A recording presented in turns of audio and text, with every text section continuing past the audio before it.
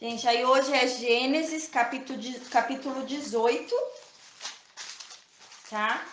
Só relembrando, a gente viu que Abraão veio, né? Depois de vir do Egito, Abraão se separou de Ló. Ló foi em sentido a Sodoma, foi marcar sua tenda em sentido a Sodoma.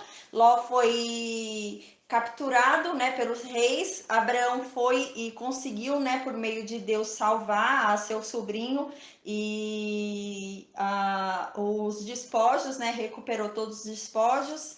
E a gente viu que depois disso Deus veio falar com Abraão, né? Logo depois disso veio uma angústia sobre Abraão e Abraão começou a ficar com medo, né? E Deus veio falar para ele não ter medo e que uma descendência numerosa sairia dele. E ele falou para Deus, né? Mas que descendência é essa? Só tenho o meu servo Eliezer, né? Não tenho filhos, né? O meu servo Eliezer é que vai herdar tudo isso. E Deus deixa bem claro que não, que seria um filho que sairia dele, né? De dentro dele. Mas Deus não falou que sairia de dentro de Sara, né?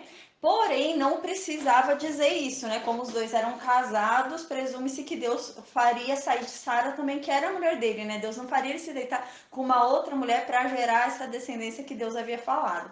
Porém, Sara e Abraão, depois de 10 anos ali de expectativa, né, de ansiedade, viram que o filho deles não vinha, né?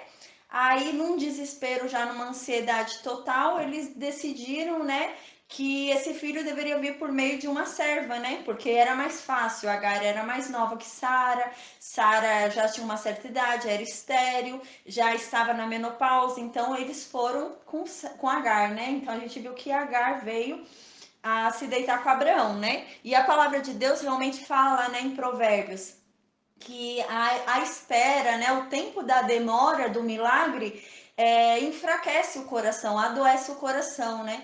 Então eles ficaram com o coração deles adoecidos de tanto esperar, né? Eram 10 anos, Abraão queria muito ser pai e Sara também, e eles, imagina, todo mês ali tentavam, atrasavam um pouquinho a menstruação de Sara, Sara achava que estava grávida e não estava. Aí tentava de novo e nada. Então imagina 10 anos nessa tentativa, mas eles tentando por eles mesmos, mas eles não entendiam que não era para eles tentarem por eles mesmos.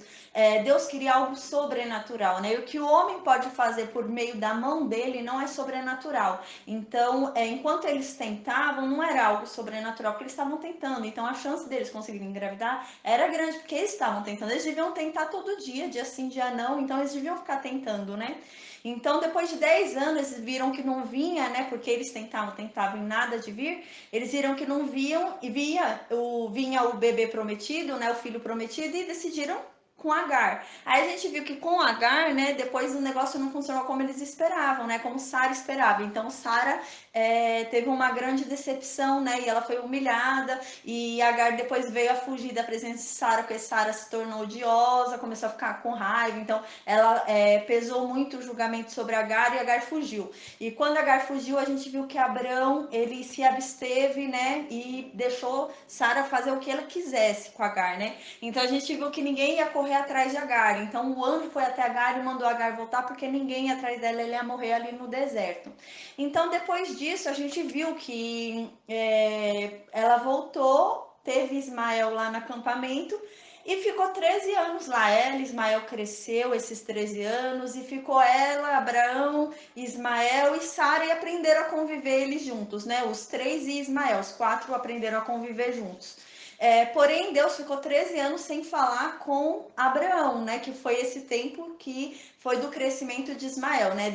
Desde o momento que Abraão se deitou com Agar até os 13 anos de Ismael, Deus não falou mais com Abraão, né? Então aí a gente vê que nesse percurso de 13 anos de Ismael, Abraão deve ter notado que ele se precipitou e deve ter pedido perdão a Deus, deve ter buscado Deus nesses 13 anos, e a gente viu que Deus veio e chamou de novo Abraão, né?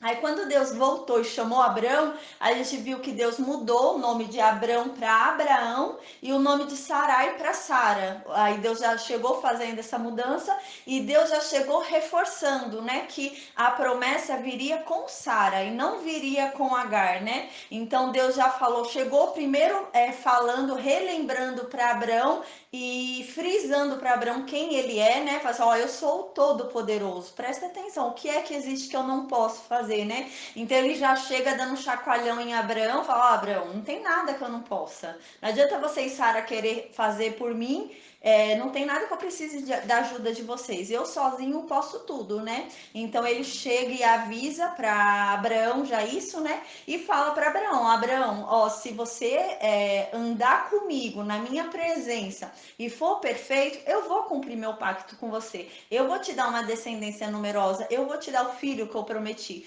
Mas só se você andar comigo e se você for perfeito. Agora, se você não andar comigo e não for perfeito, eu não vou cumprir meu pacto com você. Porque quanto a mim, quanto a minha posição, meu posicionamento, eu continuo querendo você. Eu gostei de você, me agradei de você, eu continuo querendo você. Mas você quer também? Porque é uma contrapartida. Eu preciso também que você se ajude, né? Então Deus fala assim para Abraão. Aí a gente vê que Abraão, quando Deus fala que viria por Sarai, né? Abraão ri, né? Sobre esse posicionamento, falando que viria de Sarai. Mas a gente viu que não foi um riso de deboche, né? Na própria Bíblia menciona, né? Que foi um riso, mas ele creu, ele só achou engraçada realmente a situação, era algo que ele já não esperava mais, então foi um riso de alegria, né? Por ver que Deus ainda estava ali com ele, Deus faria algo extraordinário dessa forma, né?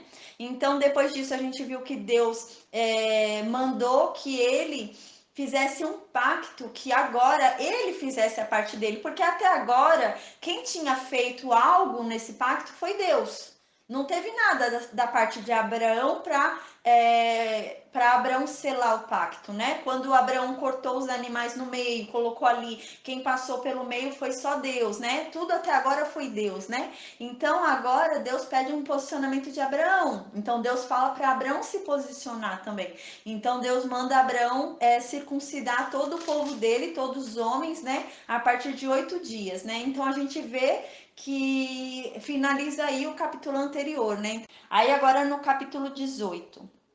E o Senhor, né, Deus, apareceu para Abraão nas planícies de Manre, né, que é onde ele morava ali em Hebron, né? E Manre era aquele aliado dele, né? E Manre é o território dele, que era em Hebron. Então Deus apareceu ali para Abraão em Manre, né, no território de Manre, do homem chamado Manre, que era em Hebron.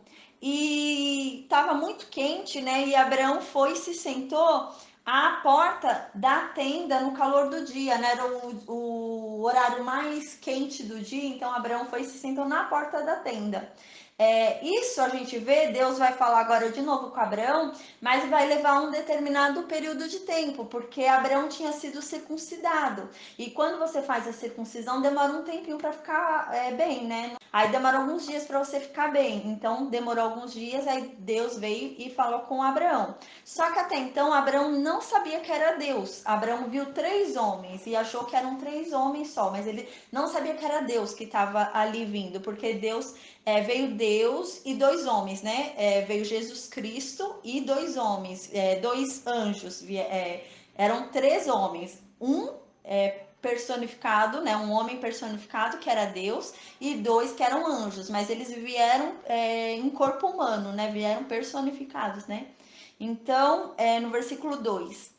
E ele, né, Abraão, elevou seus olhos e olhou, né? Ele estava sentado, estava abaixo, né, para baixo. Quando ele levantou os olhos, ele olhou e viu 3 homens, né, em pé.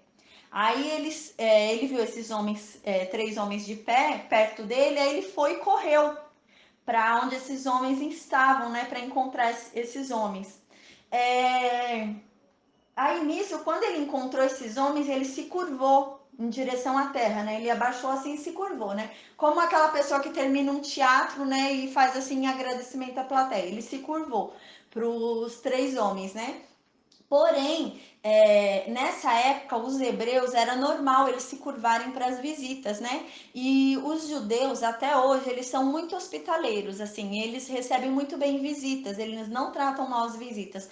Como são um povo andarilho, né? Os hebreus eram um povo andarilho, então eles tratavam muito bem a visita, porque eles sabiam que não era fácil ficar andando, né? Então eles recebiam muito bem toda a visita que tinham. Então era um costume deles se curvarem assim para visita, em forma de respeito, porque eles respeitavam muito aqueles que viviam em viagem.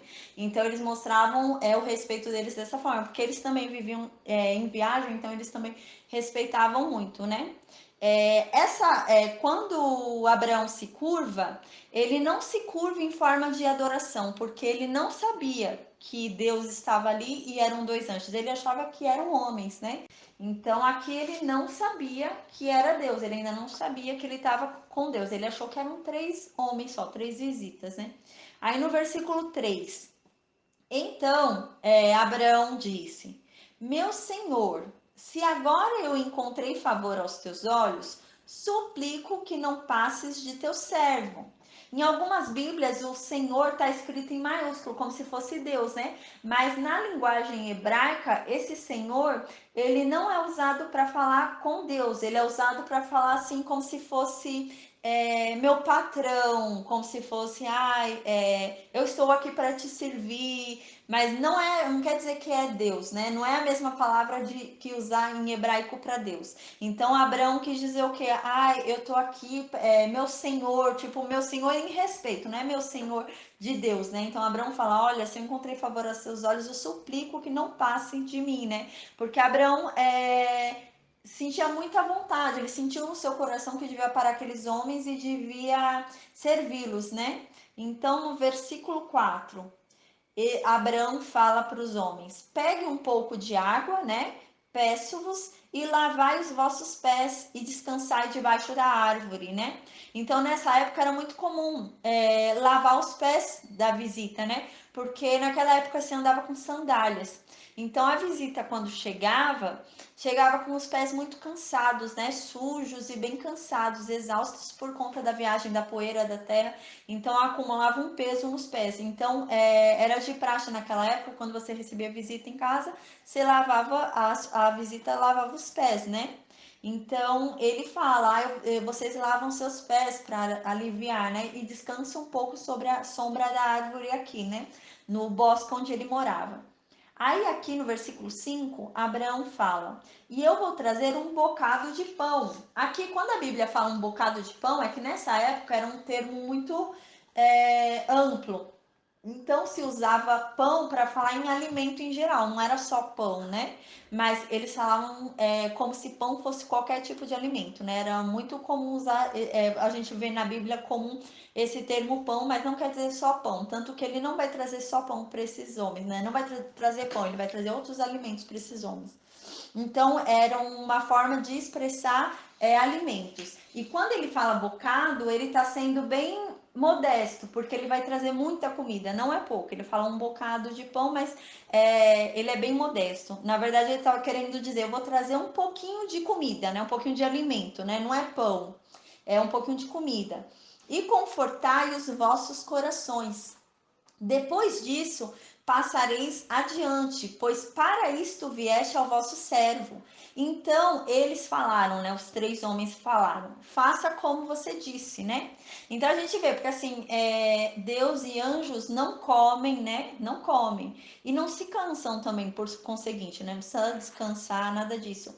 Porém, nesse versículo, nesse capítulo, eles vão comer.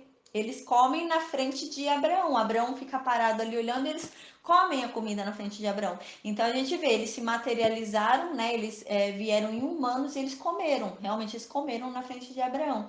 E realmente, aí Abraão fala, fica ali numa sombra, né? Coma um pouquinho para confortar os vossos corações, e eles vão e comem. Aí no versículo 6, Abraão fala, né? Abraão correu para dentro da tenda, né? Até Sara, até a mulher dele, e falou para ela: ó, prepara depressa 3 medidas de farinha fina, né? Farinha fina era a melhor farinha que eles tinham no acampamento. Então ele falou para ela não pegar da farinha mais barata, né? Da farinha mais vagabunda. Não falou para ela pegar dessa farinha. Ele falou: ó, pega da melhor farinha que nós temos. Aí ele falou para pegar 3 medidas. 3 medidas é muita farinha, não é pouca farinha. Seriam uns 10 quilos de farinha. Então ele mandou fazer muito bolo para os três, né? Então ele mandou pegar uns 10 quilos, muito bem, muito bem, uns 10 quilos de farinha, daquela farinha boa, da melhor farinha que tinha, né? E mandou para que ela fizesse bolos sobre a lareira, né? E Abraão correu para o rebanho e trouxe um novilho tenro e bom e o deu a um jovem, né, que trabalhava lá para ele no acampamento. E ele se apressou em prepará-lo. Então ele pegou lá um dos animais dele, né, um dos melhores animais, né, tenro e bom. Ele pegou o melhor ali que ele tinha e deu para um servo dele para ele fazer um churrasco, né?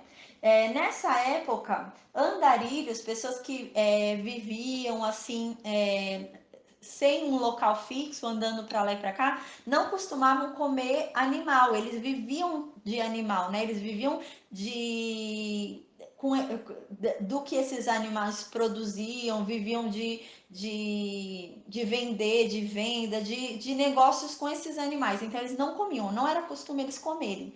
Então ele fez algo que eles mesmos não faziam, eles não comiam. Abraão e seu povo não comiam os animais, eles cuidavam, eles eram pastores, mas eles não matavam para eles fazerem churrasco, eles só cuidavam dos animais. Mas ele queria tanto agradar esses visitantes que ele mandou matar o animal pro visitante. Aí nisso, no versículo 8. E ele, então, né, o Abraão, pegou manteiga e ele queria tanto agradar os visitantes, que quando ele pegou o animal no rebanho, ele foi correndo, ele não foi nem devagar, ele foi rápido, ele foi correndo, ele sentiu no coração dele que tinha que agradar aqueles homens, né? Aí no versículo 8, e ele pegou manteiga, pegou leite, pegou novilho que havia preparado, né? E colocou diante deles. Ele pegou o churrasco, pegou manteiga, pegou leite, né? E colocou na frente dos três homens. E ele, né, Abraão, ele não foi embora. Ele ficou ali na presença deles, né?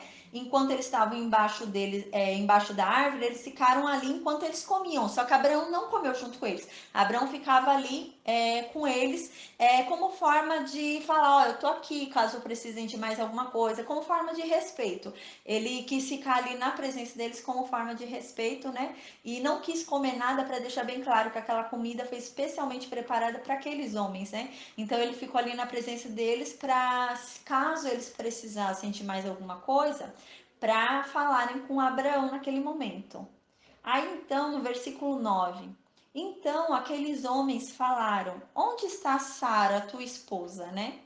E ele disse: ela está na tenda. Eles perguntaram, mas eles perguntaram por perguntar, porque era Deus ali, né? Era Deus, era Jesus Cristo ali. E eram dois anjos. Então eles sabiam onde Sara estava, né? Deus é onipresente, né? Onisciente, onipotente, então ele sabia onde Sara estava.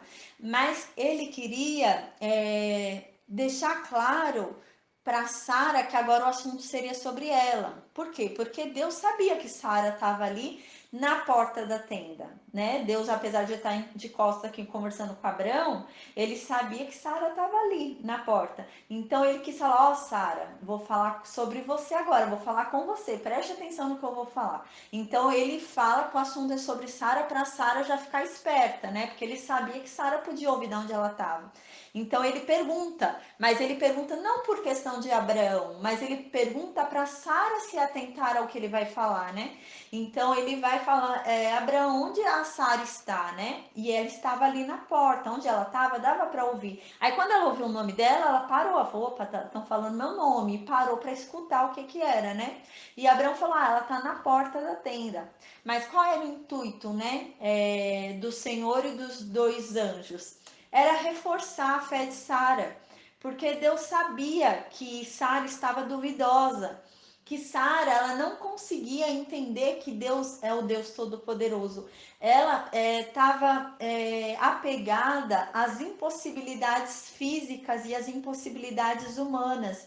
Então ela não conseguia enxergar a promessa que Deus havia feito quando mandou que Abraão se circuncidasse a si e a todos no acampamento, né? Porque Abraão deve ter circuncidado assim e circuncidado a todos no acampamento e deve ter falado para Sara: olha, Sara, Deus veio falar comigo de novo e falou que vai vir o filho de você, não é de Agar. Então vai vir da gente, o filho vai vir da gente. Ele deve ter falado para Sara. Só que Sara não deve ter acreditado. A Sara deve ter duvidado um pouco em seu coração de que seria possível. Ela, no estado que ela estava, Abraão no estado que ele estava, ela ainda deve ter duvidado.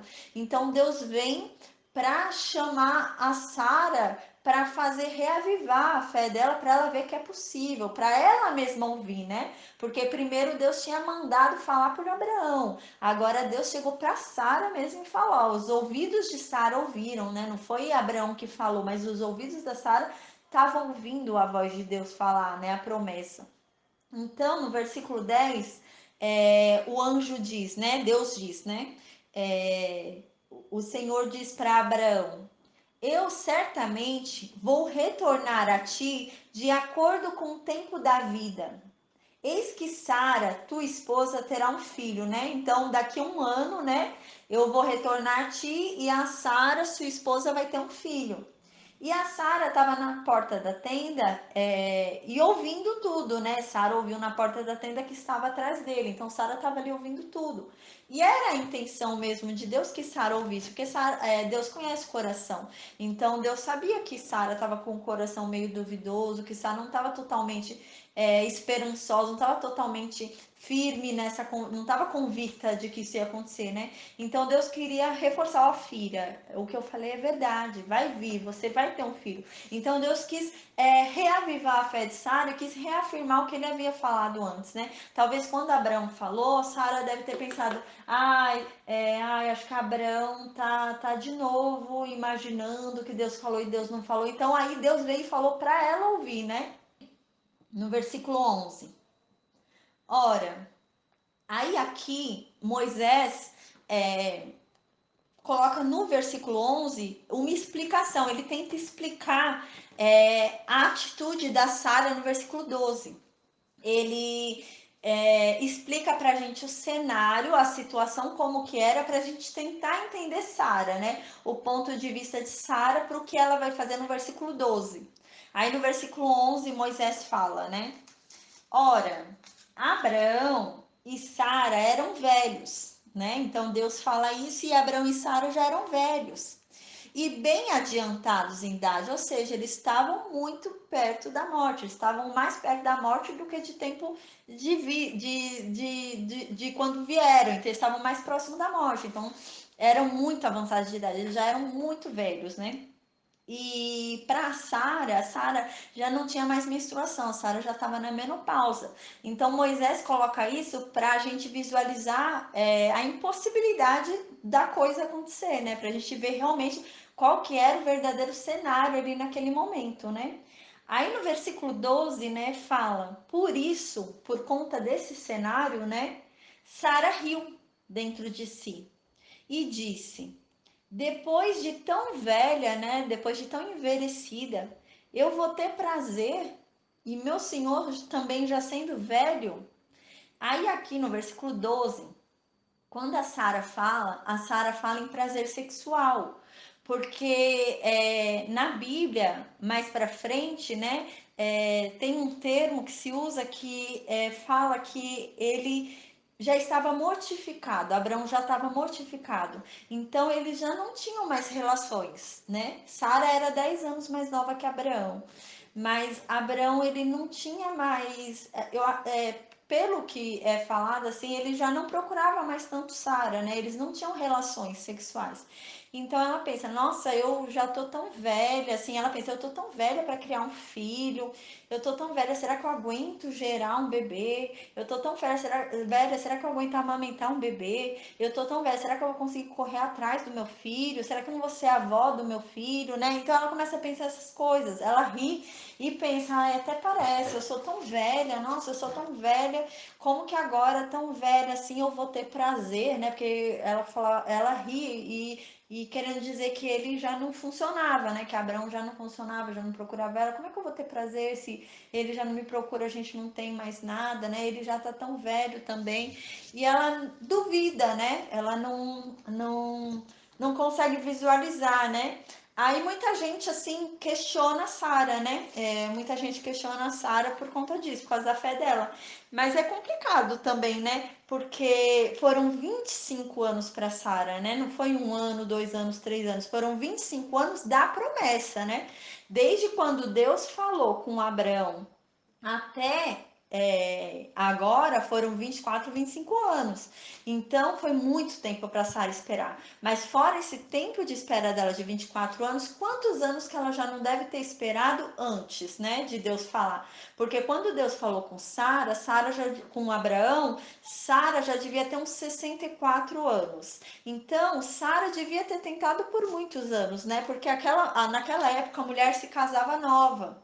E mulher, logo que casava, ela já tentava ter filhos. Então, Sara, no mínimo, uns 40 anos tentou, né? No mínimo, ficou tentando 40 anos. E não teve seu filho. Então, imagina uma pessoa esperar 60, 65 anos e nada daquilo acontecer. Então, Sara, ela já estava assim. Calejada, né? Ela já estava calejada que ela já não conseguia mais ver, né? Ela tava tão enfraquecida que ela já não conseguia mais ver, tava muito calejada.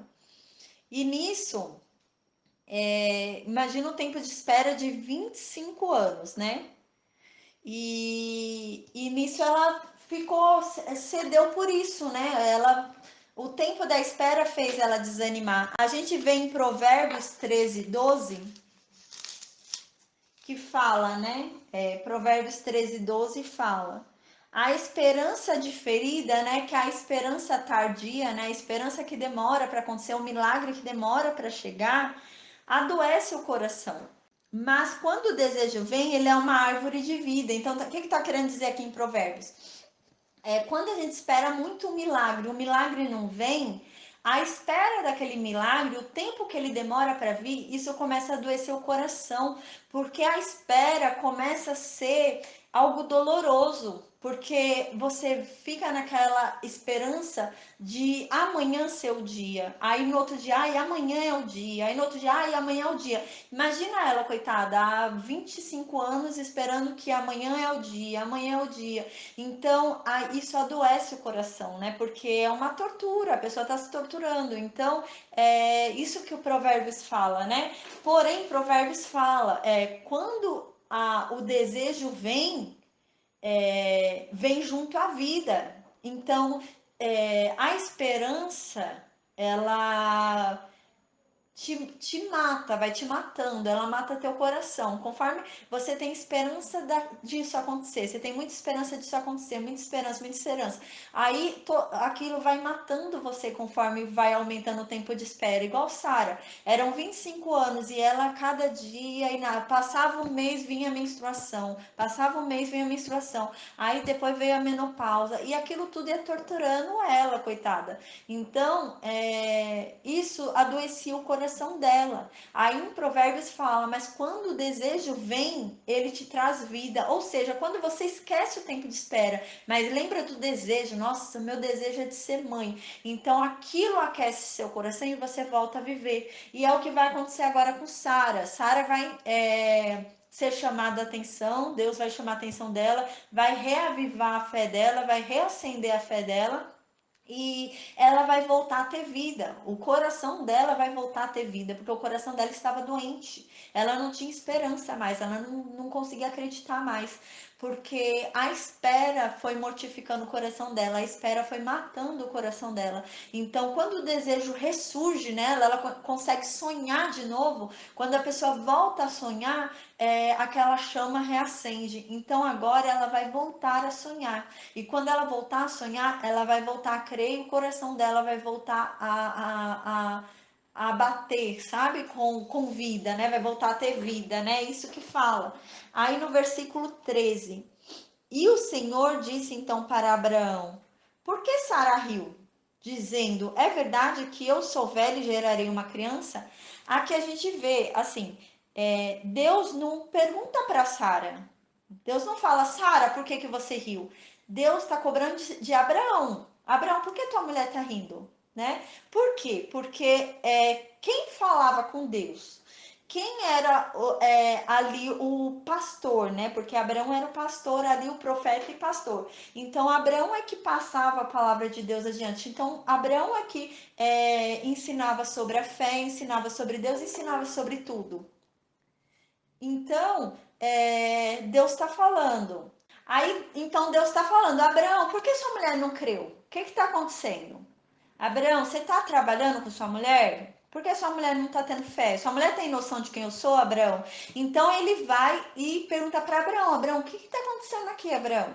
Por que Sara não está crendo, Abraão? Então ele está chamando mais a atenção de Abraão do que de Sara em si, sabe? Porque Deus também conhece assim, né, o coração dela, né? Ele via que não era maldade, porque realmente ela não conseguia ver, ela não conseguia enxergar, né? Ou até onde Deus pode ir, ou seja, não há limite até onde Deus pode ir, né? Deus pode ir para qualquer lugar, mas ela não conseguia enxergar. Mas isso era questão de trabalhar. Então Deus cobra Abraão. Fala assim, Abraão, ele olha para Abraão, né? E fala, Abraão, por que Sara tá rindo? Né? Então ele não fala para Sara, a Sara tá ali ouvindo. Só que ele não fala, Sara, por que você tá rindo? Né? Ele fala, Abraão, por que sua mulher tá rindo? Aí ele fala, e falando, porque ela tá rindo e tá falando que agora, depois de velha, se é verdade que ela vai gerar uma criança, por que ela tá falando isso? Aí no versículo 14, Deus fala, né? Por acaso há alguma coisa difícil demais para Deus? Aqui você vê, né? Deus fala alguma coisa difícil demais para Deus. Deus não falou assim, há alguma coisa impossível para Deus. Ele fala alguma coisa difícil demais para Deus. Então a gente vê aqui que Deus não está falando que ela achava que isso era impossível. Porque senão Deus teria falado: "Ah, por acaso alguma coisa é impossível para mim?", né? Mas Deus não fala isso. Deus fala: "Ah, por acaso alguma coisa difícil demais para o Senhor, para Deus", né? Então, Sara, ela não achava que era impossível Deus fazer. Ela achava que Deus podia fazer na vida de qualquer pessoa, menos na vida dela. Ela achava que na vida dela não ia dar mais. Ela fala: "Ai, Deus, para mim é tão difícil. Como que Deus vai fazer? Nossa, eu já tô velha, meu marido não funciona mais. Ai, olha, eu não tô de cabelo branco. Ah, já tô na menopausa. Ah, é muito difícil." E ria, achando que ela tava ali focada nos obstáculos. Ela não tava focada em Deus. Ela não tava focada enxergando Deus. Então, quando ela focou nos obstáculos, os obstáculos pareciam maiores do que realmente eram, né? Então, ela, ao invés de observar Deus, ela observava os obstáculos. Quando a gente olha os obstáculos, eles parecem ser maiores do que eles realmente são, né? Porque a gente não está olhando verdadeiramente para o que eles são, né? A gente está olhando para eles com um olhar diferente. Tem um trecho, né, de um livro de um filósofo que ele, não lembro se era Platão, que ele fala de alguns homens que moravam numa caverna. Esses homens moravam numa caverna, é um pensamento, e esses homens ficavam virados para a parede da caverna. Atrás desses homens tinha um fogo.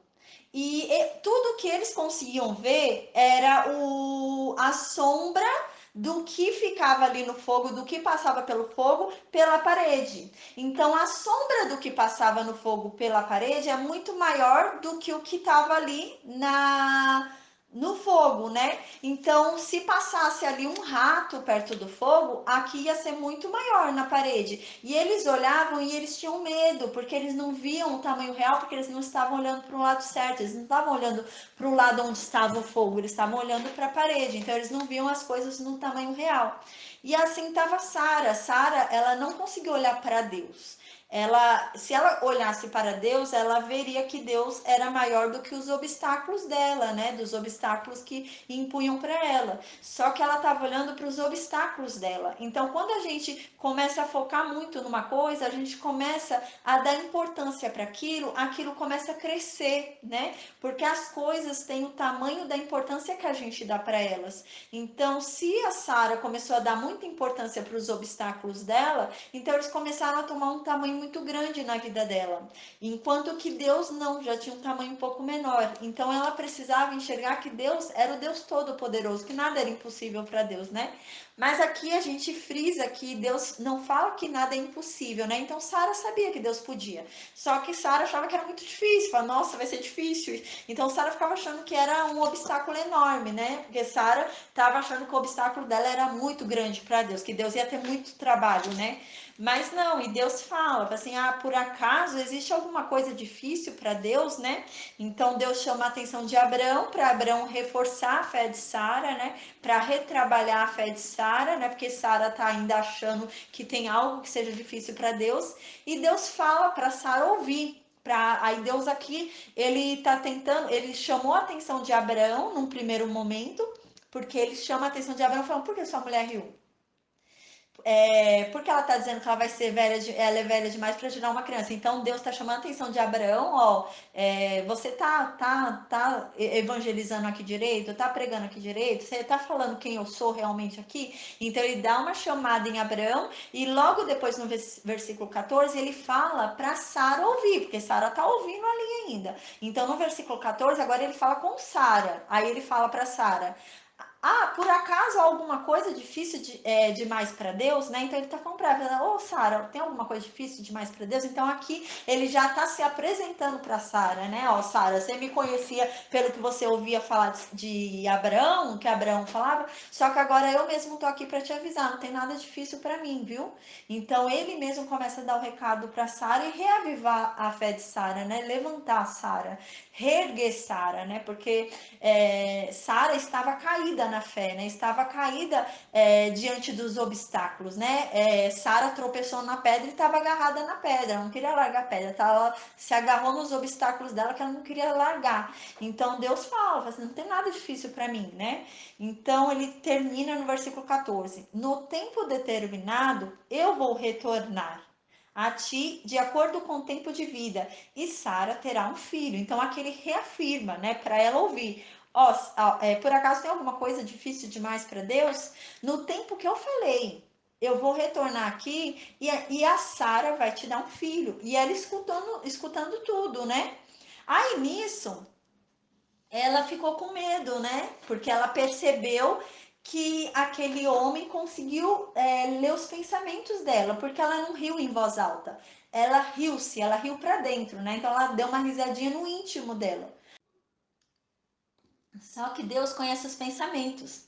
Quando ela percebeu, ela falou: meu Deus, Deus sabe o que eu pensei, Deus sabe o que eu falei no meu íntimo. Ela ficou com medo. Ela ficou com medo e viu realmente quem é Deus. Ela falou: nossa, ele consegue ler pensamento, né?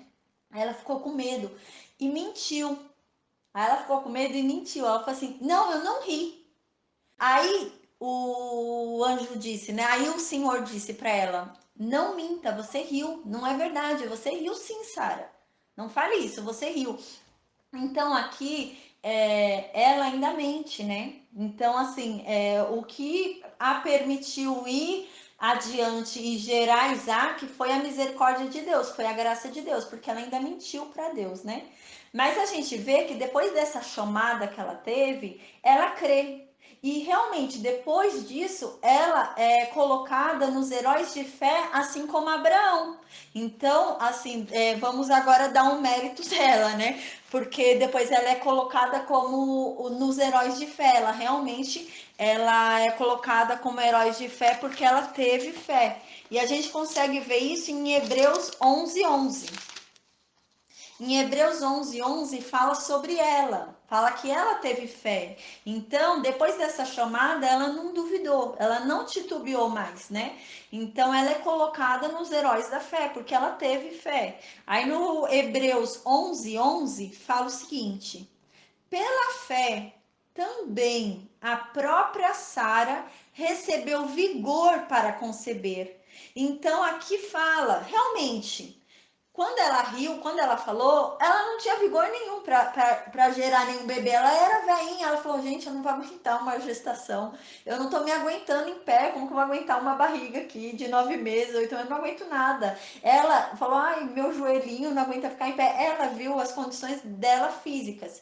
Só que aqui fala no versículo 11 que Deus deu vigor para ela. Então é como se ela não tivesse a idade que ela tinha. Deus renovou ela, Deus rejuvenesceu ela para ela gerar. Então, Deus tornou ela mais nova e mais vigorosa para ela gerar, né? Realmente, quando Deus foi falar com ela, ela não tinha vigor, né? Mas Deus a vigorou para ela gerar Isaac, né? Aí no versículo 11 fala: pela fé também a própria Sara recebeu vigor para conceber descendência e deu à luz uma criança, quando já de idade avançada, porquanto teve por fiel aquele que havia prometido. Então aqui fala que ela só recebeu vigor para conceber porque ela creu. Então, depois dessa chamada aqui dela, ela creu. Então, para ela engravidar, ela já estava crendo, ela já acreditava, já tinha fé, e por isso Deus deu para ela vigor para que ela pudesse engravidar, né? Porque Deus deu para ela e para Abraão ânimo para eles terem relação sexual, deu ânimo para eles conseguirem conceber. Então Deus deu vigor para eles e para ela aguentar 9 meses de gestação. Então Deus deu ânimo para ela porque ela creu, né? Aí Deus deu ânimo para ela. Aí no versículo 15, então Sara negou, dizendo: eu não ri, pois ela estava com medo. Então o Senhor disse: não, mas tu riste. Aí no versículo 16, e os homens se levantaram dali, né? Os 3 homens, e olharam para Sodoma. E Abraão foi com eles para levá-los ao caminho. Abraão não precisava levá-los ao caminho, né? Eles sabiam o caminho, é Deus ali, Deus conhece tudo, né? Mas Abraão queria aproveitar ao máximo a companhia de Deus, não queria largar Deus por nada. Então ele ia acompanhar até o último minuto da companhia de Deus ali. E ele foi com eles até o caminho, até onde lhe cabia segui-los, né? Então no versículo 17, então Deus disse, né? Então o Senhor disse para si mesmo, né? Deus disse para ele mesmo, né? E ele falou: nossa, eu vou ocultar de Abraão as coisas que eu faço, vendo que Abraão certamente se tornará uma nação grande e poderosa, e todas as nações da terra serão abençoados nele. Aí é que Deus fala, né? Deus fala consigo mesmo, né? Nossa, como que eu vou esconder de Abraão? Será que eu devo ocultar de Abraão? Como que eu vou ocultar de Abraão as coisas que eu vou fazer, sendo que Abraão vai se tornar uma grande nação, né? Uma nação poderosa, que as nações da terra serão abençoadas por ele, por meio dele, sendo que na vida de Abraão eu tenho um grande propósito de trazer Jesus Cristo. Então Deus pensou nisso tudo, né? Falou, por que que eu vou esconder isso de Abraão, né? Se eu tô dando algo muito maior para Abraão, que é a promessa da genealogia de Jesus Cristo, do Salvador, né? Então, por que que eu vou ocultar dele que eu vou destruir Sodoma e Gomorra, né? Então, Deus pensa, né? Aí, nisso, no versículo 19, porque eu o conheço, né? Eu conheço Abraão, né? Deus está falando. Que ele ordenará a seus filhos e sua casa depois dele, e eles guardarão o caminho do Senhor para fazer justiça e juízo, para que o Senhor possa trazer sobre Abraão aquilo que dele tem falado. Então ele falou assim: ah, eu conheço Abraão e eu sei que ele vai criar a descendência dele diante da minha presença. Ele vai criar a descendência dele de forma que eles recebam o que eu prometi para ele. Ele vai falar de mim para a descendência dele. Eu conheço Abraão, eu sei que ele vai cumprir o nosso pacto, ele vai andar comigo, eu sei. Então por que que eu vou mentir para ele, né? Isso que Deus fala. Aí no versículo 20. Então Deus disse para Abraão, né? Aí Deus começa a falar então com Abraão. Porque o clamor de Sodoma e Gomorra é grande, e porque o seu pecado é muito grave, eu descerei agora e verei se eles fizeram segundo o clamor que veio a mim, E se não, eu vou saber. Aí a gente pensa assim, né? Mas Deus precisa descer para ver se realmente está tendo balbúrdia naquela terra, né? Deus não é onipresente, né? Não consegue ver tudo, não está em todo lugar ao mesmo tempo, né? Aí, mas não, isso não está querendo questionar a onipresença de Deus.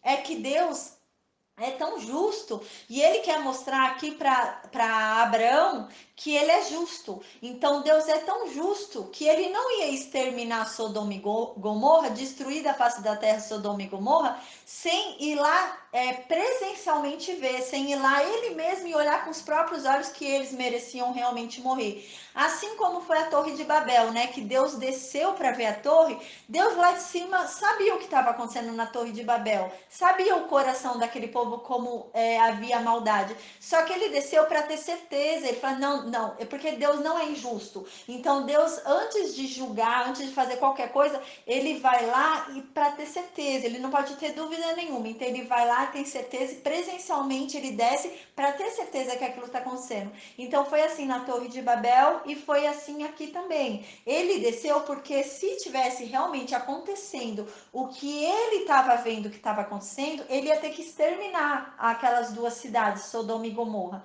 Então ele falou: não, eu não vou exterminar vendo daqui, né? Às vezes eu tô vendo assim por cima, deixa eu ir lá presencialmente ver. Então Deus vai lá presencialmente para ter certeza. Então Deus aqui está mostrando também para Abraão que ele é justo. Porque Deus falou para Abraão: anda na minha presença e seja justo, né? Ensina a justiça para tua descendência. Aí Deus aqui pensa, né? Fala, como que Abraão vai ensinar para a descendência dele, vai ser justo ele e a descendência dele, se eu não mostrar que eu sou justo, né? Como eles vão seguir um Deus justo se eles não estão vendo justiça? Então Deus aqui também mostra para Abraão que ele é justo, né? Então Deus tenta mostrar aqui para Abraão que ele também faz justiça. Aí agora no versículo 22. E os homens voltaram as suas faces dali, né? Os dois anjos então foram embora. E ficou lá Deus com ele. Ficou Jesus Cristo com Abraão e os dois anjos foram embora para Sodoma e Gomorra.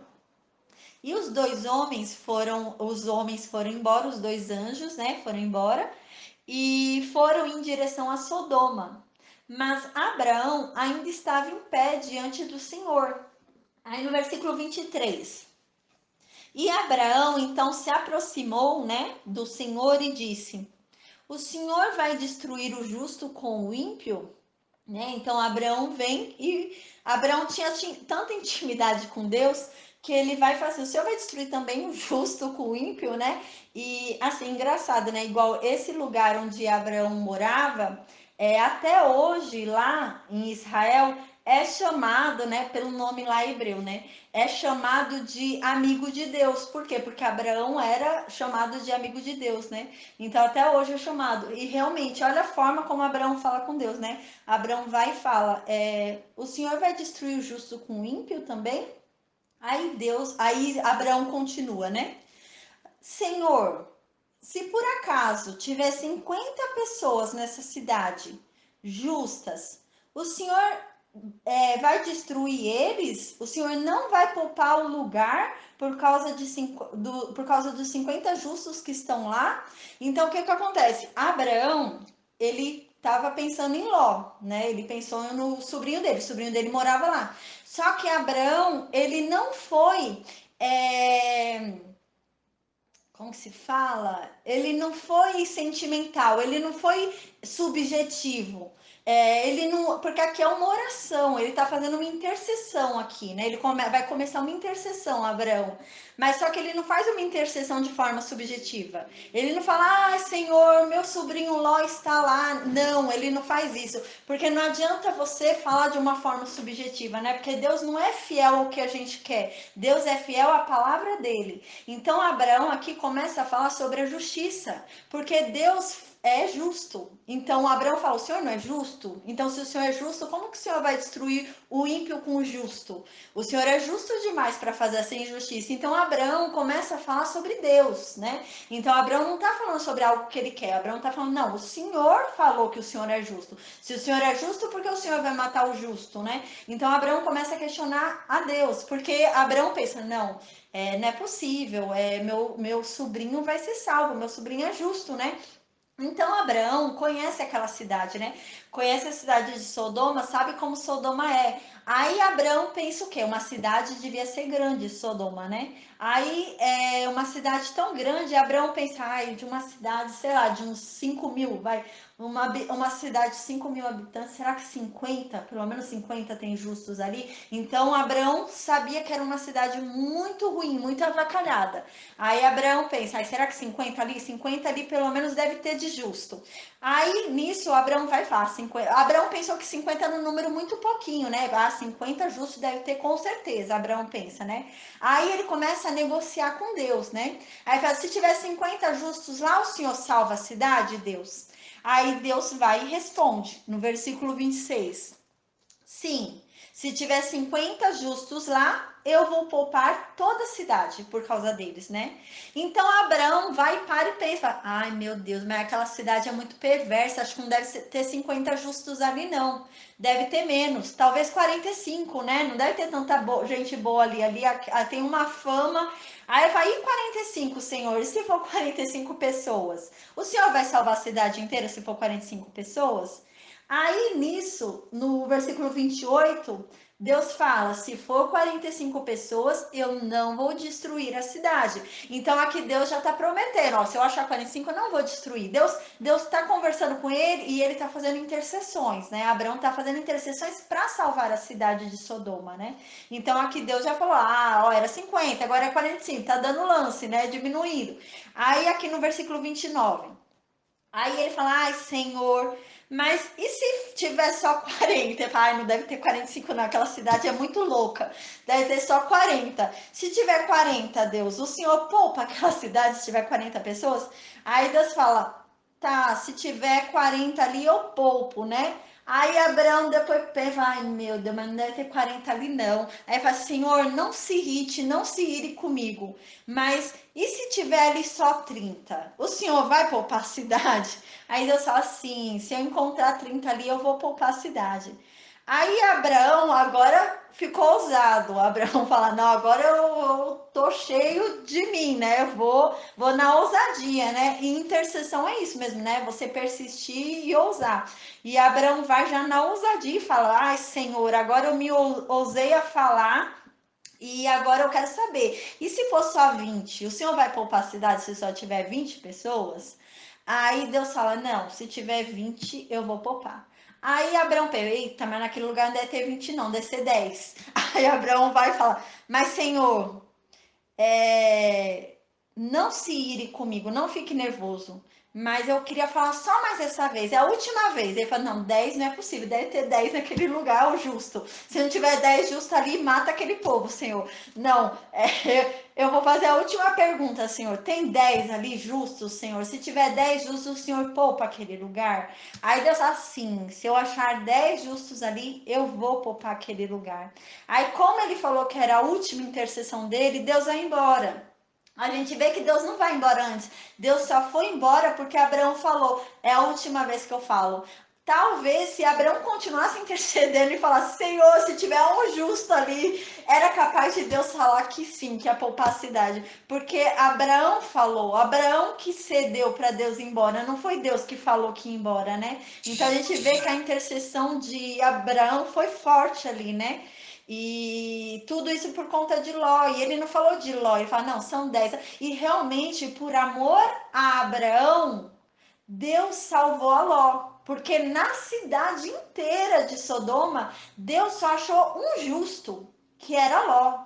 Nem a mulher e nem as filhas de Ló eram justas, só um justo havia. E como Deus lembrou da intercessão de Abraão, Deus salvou a Ló, que era um só justo, porque na intercessão de Abraão, Abraão não falava se tivesse um justo, Deus poupasse a cidade, mas pela intercessão de Abraão, Deus lembrou dele e salvou a Ló porque achou um justo. Então Deus lembrou do que Abraão havia falado com ele, falou, não, eu não vou matar o justo com o injusto, e se Ló é justo, eu vou tirar Ló. Então tirou Ló.